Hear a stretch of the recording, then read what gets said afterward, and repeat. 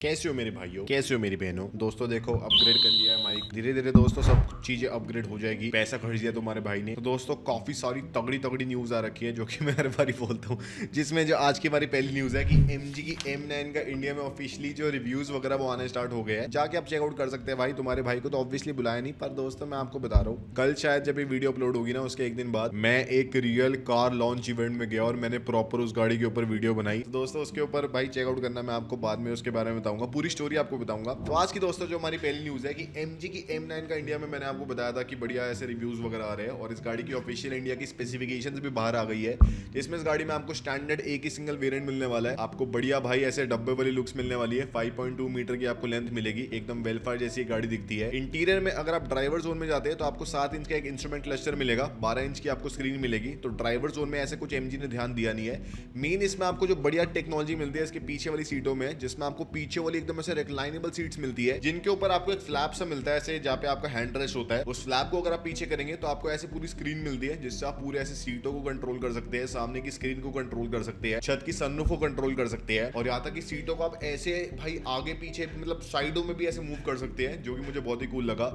और इस गाड़ी का प्राइस अराउंड 65 लाख का होने वाला है। इसमें आपको 90 किलोवाट आवर की बैटरी मिलेगी स्टैंडर्ड। इसमें आपको सामने वाले एक्सल में एक मोटर मिलेगी जो कि 245 हॉर्स पावर प्रोड्यूस करेगी। 400 किलोमीटर के ऊपर की आपको रेंज मिलने वाली है और मेरे ख्याल से काफी बढ़िया गाड़ी है, क्योंकि ऑब्वियसली जो भी बंदे इस गाड़ी को परचेज करेंगे वो इसमें से 2-3 हजार किलोमीटर ट्रैवल नहीं करने वाले। नॉर्मल सिटी ट्रैवलिंग के लिए बढ़िया है गाड़ी। 65 लाख का इसका प्राइस होगा, आधा as compare to Toyota Vellfire. बहुत ही बढ़िया गाड़ी है, but I am waiting for the MG Cyberster, उसका इंडिया में सही प्राइस में लॉन्च हो। मैं दोस्तों आपको बता रहा हूँ, मेरे दोस्त है भाई, 4 गाड़ियां मैं बुक करवाने वाला हूँ। इतनी उस गाड़ी के ऊपर हाइप है। क्या मजे आएंगे भाई, 500 हॉर्स पावर की गाड़ी से लाएंगे 65 लाख के प्राइस में। Oh my God. फिर दोस्तों जो अगली न्यूज है कि होंडा, आपको पता है, is not really performing that well in India.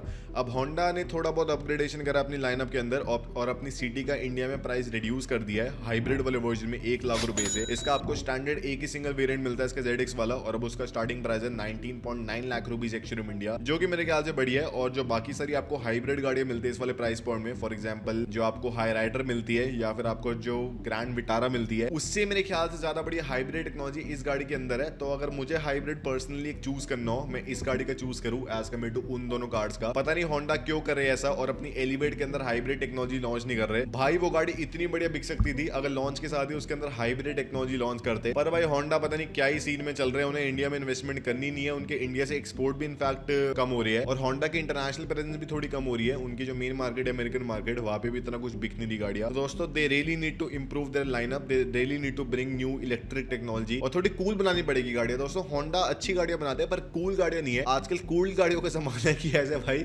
आंडू फांडू हरकतें कर रही है गाड़ियां, भले उसकी कोई सेंस नहीं बनती, वो गाड़ी आजकल बिकती है। तो होंडा अगर उस पर ध्यान दे, that would be really helpful. फिर दोस्तों जो अगली न्यूज है, फाइनली दोस्तों BMW ने अपने इंडिया में दिमाग खोल लिया है और अपनी 5 सीरीज को लॉन्च करने के 1 साल बाद इस गाड़ी में टायर्स को अपग्रेड कर लिया है। लिटरली इस गाड़ी में इंडियन ऑटोमोटिव इंडस्ट्री के वर्स्ट लुकिंग अलॉयज थे। इतने गंदे अलॉय कॉम्बिनेशन मेरे ख्याल से टाटा ने या मारुति ने, क्या जेन में भी नहीं आते होंगे जितने इस गाड़ी के अंदर आते थे। गाड़ी भाई इतनी बड़ी सी बल्कि सी गाड़ी, 80 लाख रुपए की गाड़ी, और अलॉयज इतने मद्दू अलॉयज थे, इतना मोटा ट्रेड था, इतने गंदे दिखते थे। और वर्स्ट चीज क्या थी कि अलॉयज अंदर को दिखते थे गाड़ी की बॉडी से, तो ऐसा लगता है स्टेपनी लगा रखी है चारों पहियों पे।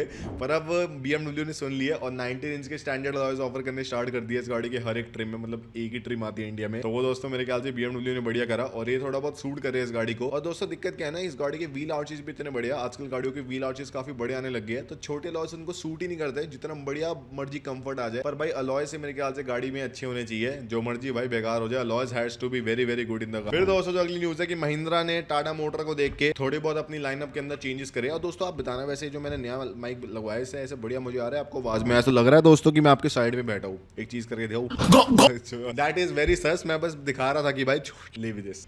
तो महिंद्रा ने अपनी XCV9 और अपनी BE6 के इलेक्ट्रिक वाले वर्जन में, मतलब इलेक्ट्रिक में ही आती है अब, और ज्यादा वेरिएंट्स के अंदर हायर वाले बैटरी पैक्स को ऑफर करना स्टार्ट कर दिया। जैसे फॉर एग्जांपल इसके स्टार्टिंग में लोअर वाले वेरिएंट्स में पैक 1 वगैरह में आपको सिर्फ 59 किलोवाट आवर वाले वर्जन मिलते थे, अब आपको उनके अंदर भी 79 किलोवाट वाले वर्जन मिलने स्टार्ट हो गए। और जो प्राइस इंक्रीज है 1.6 से लेके 2.6 लाख रुपीस के बीच का है। तो टेक्निकली अगर आप छोटे वाले ट्रिम्स में देंगे तो महिंद्रा पर किलोवाट सिर्फ अराउंड 8,000 रुपए चार्ज कर रहे हैं, महिंद्रा 10,000 रुपए चार्ज कर रहे थे। So Mahindra is trying to give a lot more value for money, पर हायर वाले ट्रिम्स में 2.6 लाख का डिफरेंस है, तो वहां पे अराउंड पर किलोवाट 13,000 रुपए का डिफरेंस आ रहा है, तो वो टाटा मोटर्स से महंगा है। तो दोस्तों अगर आप देखिए फिर भी मेरे ख्याल से ये गाड़ी उतनी वर्थ इट नहीं है जितनी टाटा मोटर्स की है। हैरी हैरियरी के मुझे काफी सारे लोग पूछ रहे थे कि भाई हमें क्या ये गाड़ी खरीदनी चाहिए, क्या हम इस गाड़ी को बुक करा दे। मैं सबको यही एडवाइस करूंगा कि 2 महीने रुक जाओ। अभी जैसे गाड़ी टेस्टिंग होती है, इस गाड़ी की अभी रोड पे आती है, इसकी डिलीवरी स्टार्ट होती है, तो जो रियल लाइफ माइलेज है तभी इस गाड़ी की पता चलने वाली है। जो रिव्यूज वाली है वो सब भूल जाओ भाई, मैं उन पे इतना खुद ही विश्वास नहीं करता। आप सबको क्या ही एडवाइस करूं उन पे विश्वास करने का। तो अभी थोड़ी गाड़ी रियल में आने दो, मैं भी ट्राई करूंगा एक रियल ओनर से लेके इस गाड़ी को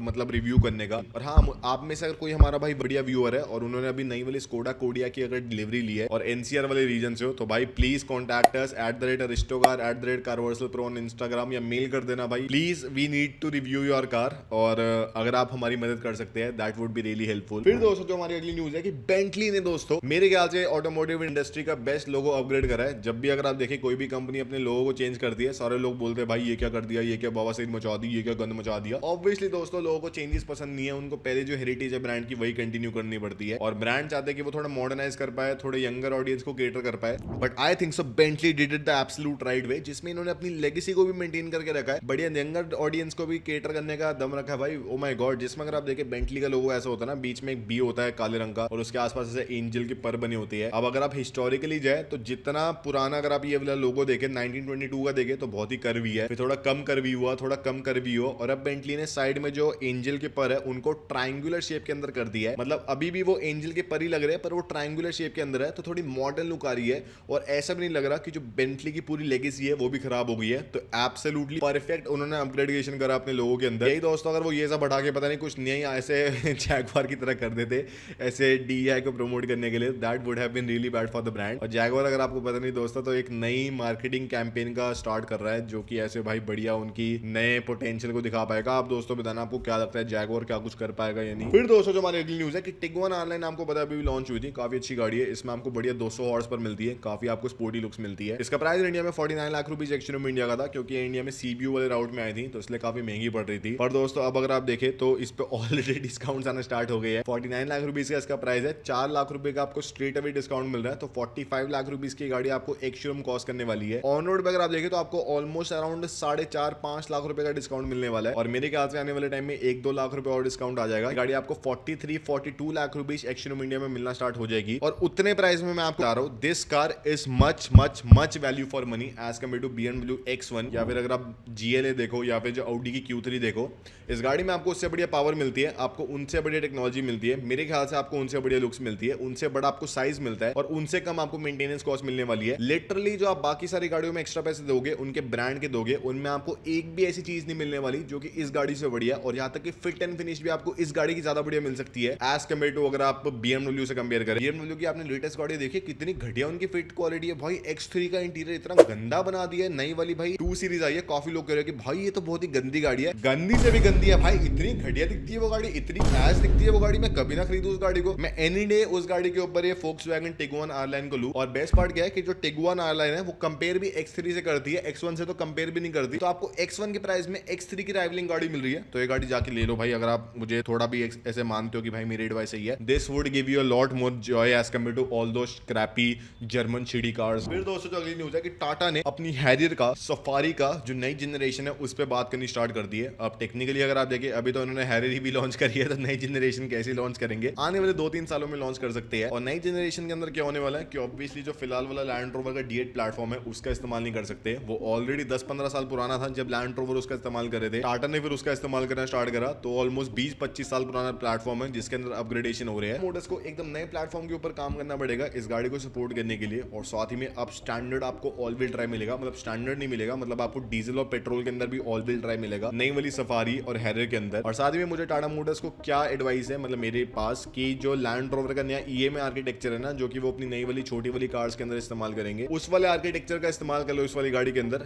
हो सकता है वो लैंड रोवर के अंदर अल्यूमिनियम में बन रहा है तो आप अपनी फैक्ट्री में स्टील का बना लो। मेरे ख्याल से वो बेस्ट चीज रहेगी क्योंकि वो सस्ता भी है और उसके अंदर फीचर भी काफी ज्यादा, वर्सेटिलिटी भी काफी ज्यादा है, और वो हाइब्रिड को भी, इलेक्ट्रिक को भी और नॉन हाइब्रिड डीजल वगैरह को भी सपोर्ट करने वाला है। That I think so is the best alternative for Tata motor to go. और साथ ही में टाटा मोटर अपनी एल्ट्रॉस EV पे भी ऑलरेडी काम कर रही है, मतलब ऐसा नहीं उसको ड्रॉप कर दिया है, पर अब आपको पहले से बढ़िया मिलने वाली है। क्योंकि पहले टाटा मोटर सोच रहे थे 35-40 किलोवाट की बैटरी दे देंगे, अब उन्हें 55 की देनी पड़ेगी। तो ये इंडिया में एक हॉट हैच का काम कर सकती है कि अगर मान लो इस गाड़ी के अंदर आपको 0 to 100 7 सेकंड के आसपास का मिल रहा है, 15 लाख का इस गाड़ी का प्राइस हो रहा है, आपको सनरूफ वगैरह मिल रही है इस गाड़ी के अंदर, और मान लो अगर ये गाड़ी रेयर व्हील ड्राइव हो, वैसे होनी नहीं वाली obviously obviously front wheel drive ही होगी, पर 7 सेकंड अचीव कर सकते हैं टाटा मोटर काफी आसानी से। तो भाई सोचो 15 लाख में से हॉट हैच मिल जाए, क्या बढ़िया मजे आएंगे। ऐसे सेकेंडरी गाड़ी अगर मुझे भी चाहिए, मैं ये गाड़ी खरीद लूंगा। ये तो शायद ना खरीदूंगा, मतलब खरीद सकता हूँ वैसे टेक्निकली अगर आप देखें, मैं इलेक्ट्रिक कार्स मुझे बहुत पसंद है तो मैं खरीद सकता हूँ। फिर दोस्तों जो अगली न्यूज है कि महिंद्रा ने अपनी विजन SXT के ऊपर एक और टीजर को अनवील करा है। तो आपको याद होगा अभी 2-4 दिन पहले महिंद्रा ने विजन T का अनवील किया था अपने